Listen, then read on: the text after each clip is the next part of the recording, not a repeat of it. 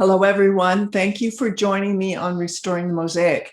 I am very excited. I believe that the tide is beginning to turn on the whole myth of normalizing the transgender movement. This is exciting. So many years ago, I began talking about this and my concerns about what I was seeing from both as a parent and grandparent, but also research-wise with regard to these children in our education system. And in 2019, I requested to speak to our local school board trustees, the Blue Water School Board District, and they denied my request. I simply wanted to tell them about what I was seeing and to help them understand the potential negative outcomes for these children. And 85% of these new transgenders were girls. Broken ribs, punctured lungs, variety of different things, compressed spine, even blood clots, and for a minor few, even heart attacks. This is horrendous. So I also wanted to tell them about the exponential rise of this so-called transgender. In 2008, in Ontario, one child was referred to Stephen Fetter's gender clinic. In 2018, 10 years later, 189 were referred. Now, you may say, well, that's not very many people, that's not very many kids, but consider the trajectory from 1 to 189 in 10 years, where the stability, one a year, had been for decades. Our children are being lied to. They're being told they're in the wrong body. You cannot be in the wrong body. You're in the body that you were created to have. They're told they're being courageous and daring because now they're living their authentic life. Actually, no, their authentic life includes their biological body, and that your child will commit suicide if you do not agree, if you do not affirm their ideas and thoughts. And that is not true. In fact, they are going to commit suicide at a higher rate if they transition. So parents have been intimidated. Listen to this. A lot of my trans identity was connected with hating myself.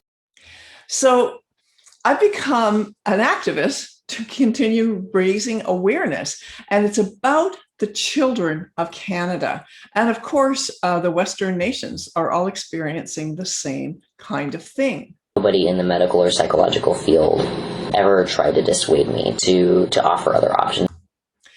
But this is where the tide is changing. Over the last year, we have seen the UK ban hormone therapy for children under 16.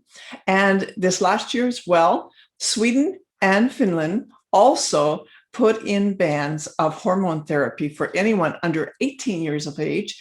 And the US, actually, several states in the US is already implementing. They're already implementing some bans to stop child transitioning. In Canada, no. We are now allowing 8-year-olds to be put on puberty blockers. So last night, Tucker Carlson was talking about the 60-minute program, the documentary on Sunday night. I hope that you will watch both of those. They are really, really good and focused on detransitioners, those young people who have gone through the whole process of transitioning into what they believed was another gender. They can't be another sex, but and then finding out that this isn't what they thought at all.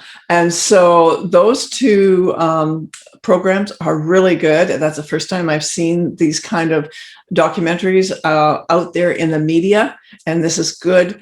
I have decided I'm willing to go to jail to stop unjust, abusive legislation in our government. And that's how I see Bill C-6. It does not talk about being forced or coerced into something. Nobody agrees with that. But what they're legislating is that people like me will not be able to really tell the truth to their clients, especially the children. So others are also rising up. And I just hope and pray that you would rise up alongside them. It's not happening fast enough to see the multitude of children that are being funneled into medicalization stopped immediately. But we need to keep going. We need to keep pressing forward. We need to stop young children from having their breasts lopped off and from boys from being castrated. This is an incredible abuse of our children's bodies and the continual surgeries that they then go through. So stop normalizing the myth and continue to rise up and speak out. I hope you will join me in doing that. I hope that the professionals who have put money before lives would step out of their fear and intimidation and begin to speak out the truth. Teachers who have been lying for years to our children would begin to rise up and speak out.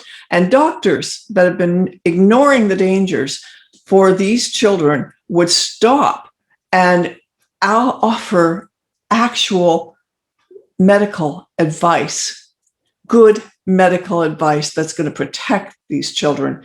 I don't know how you sleep at night when you're not doing what you are trained to do. So let's join together to challenge transgender tyranny. Thank you for listening.